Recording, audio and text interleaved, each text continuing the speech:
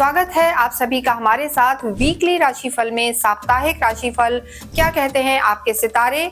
जो ये वीक है ये लास्ट वीक है अगस्त का, 25 अगस्त से लेकर और 31 अगस्त तक। बीच में गणेश चतुर्थी भी है। इस वीक में अगर हम चंद्रमा की स्थिति देखें तो चंद्रमा जो है कन्या में रहेंगे, तुला में रहेंगे और आखिरी दिन यानी 30 और 31 को चंद्रमा की स्थिति वृश्चिक में रहेगी। वृश्चिक में जो चंद्रमा है नीच के हो जाते हैं, तो सभी राशियों के लिए जो स्थिति रहने वाली है, भावुक ज्यादा रहेंगे लोग, इमोशनल ज्यादा रहेंगे। साथ ही साथ बुध आदित्य योग का निर्माण होगा। लक्ष्मी नारायण योग का क्या होगा और शनि और मंगल की जो एक दूसरे पर दृष्टि है इसका क्या होगा, आइए हम देखते हैं। इस वीडियो में हम बात करेंगे धनु राशि और धनु लगन के लिए ये हफ्ता, ये वीक कैसा रहेगा 25 अगस्त से लेकर और 31 अगस्त तक। साप्ताहिक राशिफल यहाँ बात करेंगे हम धनु राशि और धनु लगन दोनों के लिए। देखिए आपके जो लॉर्ड होते हैं गुरु हैं और चंद्रमा आपके लिए कर्म क्षेत्र में रहेंगे, लाभ में रहेंगे। और अंतिम दिन यानी 30 और 31 को वीक के आखिरी में चंद्रमा आपके लिए 12th हाउस में चले जाएंगे, त्रिक भाव में जाएंगे। और जब भी चंद्रमा त्रिक भाव में जाते हैं तो बहुत ज्यादा अच्छे फल नहीं देते। किस चीज का ध्यान रखना है, क्या करना है, ये हम आपको आगे बताएंगे।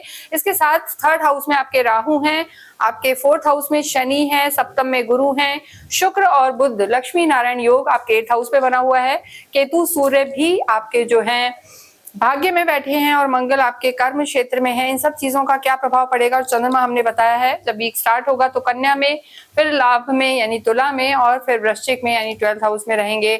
अगर यहाँ हम आपके स्वास्थ्य की बात करें तो देखिए स्वास्थ्य की दृष्टि से आपका जो समय है, शनि की ढैया भी चल रही है आप पे और शुक्र बुध यानी स्टमक का आपको ध्यान रखना है। इस समय बहुत ज्यादा लोगों के साथ ऐसा हो रहा है, स्टमक गड़बड़ हो रहे हैं, इनडाइजेशन की प्रॉब्लम चल रही है, कहीं ना कहीं परेशानी आ रही है। तो एक तो स्टमक का ध्यान रखना है, एक बैक की समस्या या जो हम कह सकते हैं शोल्डर पेन, सर्वाइकल का पेन इस समय हो सकता है। ड्राइविंग में केयरफुल रहना है।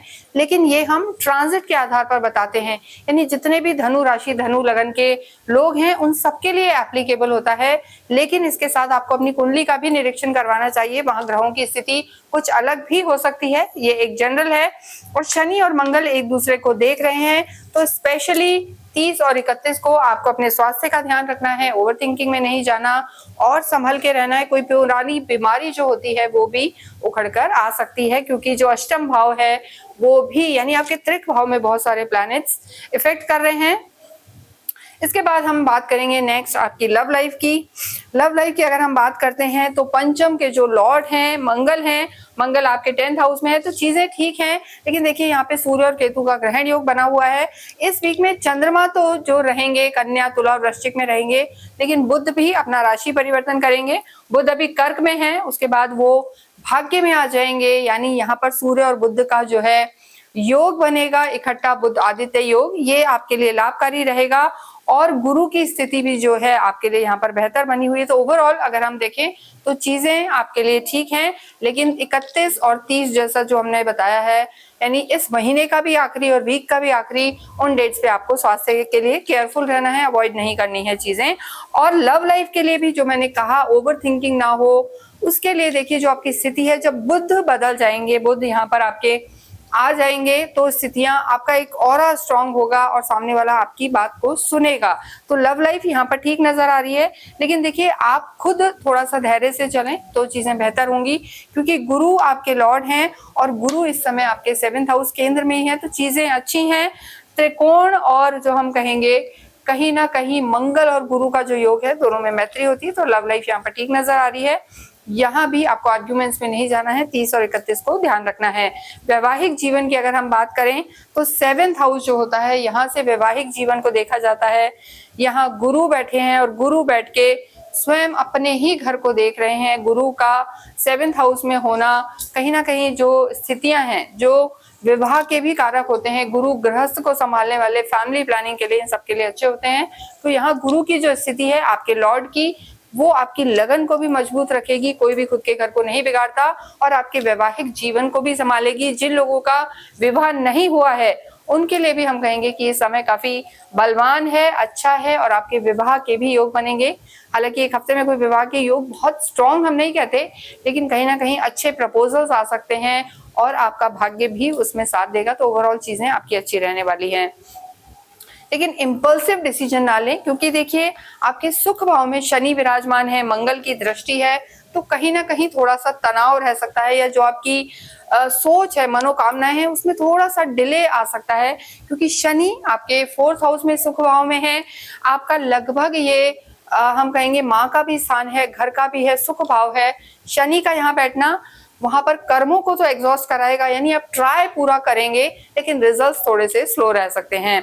वर्क प्लेस की बात करें तो मंगल यहाँ पर विराजमान है आपके 10th हाउस में, और मंगल का दशम घर में होना आपकी एनर्जी को बढ़ाने वाला होगा, कार्य में मन लगेगा। शुरू में लक्ष्मी योग भी यहाँ पर बना हुआ है, और देखिए उसके बाद जब चंद्रमा आपके सप्तम में आएंगे, यानी 28-29 को भी गज केसरी योग बनेगा, तो गज केसरी योग, लक्ष्मी योग आपके कर्म क्षेत्र को बलवान करेंगे। यानी चंद्रमा की जो स्थिति है 30-31 से पहले आपके लिए धन के हिसाब से बहुत लाभकारी रहेगी, कार्य में आपको फायदा होगा, बहुत सारे जो विकल्प है हम कहेंगे खुलेंगे, यानी मल्टीपल रिसोर्स ऑफ इनकम के रास्ते खुलेंगे। अब ये आपको निर्णय लेना है कि आप किस तरीके से और किस रास्ते पे चलें। तो यहाँ पर सूर्य की स्थिति उसमें आपका साथ देगी, सूर्य बलवान है, निर्णय शक्ति को अच्छा रखेंगे, लेकिन यहाँ पर आपको अपनी भाषा का ध्यान रखना है, किसी को अपशब्द नहीं कहने, कम्युनिकेशन स्किल पर आपको ध्यान देना है और वाणी को संभालना है, जैसा हमने कहा। तो भाग्य आपका साथ देगा। स्टूडेंट्स के लिए बात करें तो विद्यार्थियों के लिए भी मंगल ही आपके लॉर्ड हैं। देखिए पंचम जो भाव होता है एकेडमिक्स के लिए भी होता है, और कहीं ना कहीं हम कहेंगे कि जो स्थिति बनी हुई है यहाँ पर ये विद्यार्थियों के लिए भी है, भावनाएं भी यहाँ से देखी जाती हैं, तो मंगल की स्थिति यहाँ पर मजबूत है। और मंगल जो लोग स्पेशली कॉमर्स बैकग्राउंड के लिए किसी भी चीज में बैंकिंग में तैयारी कर रहे हैं, या अकाउंट्स में जा रहे हैं, फाइनेंस में जाना चाहते हैं, एमबीए करना चाहते हैं, उनके लिए ये समय अच्छा है। विद्यार्थियों के लिए समय अच्छा रहेगा। भाग्य यहाँ पर हमने बताया, भाग्येश आपके सूर्य हैं और अपने ही घर में बैठे हैं, तो धनु राशि के लिए जो सूर्य की स्थिति है ये साल में एक बार होती है, और ये आपके लिए काफी लाभकारी रहने वाली है।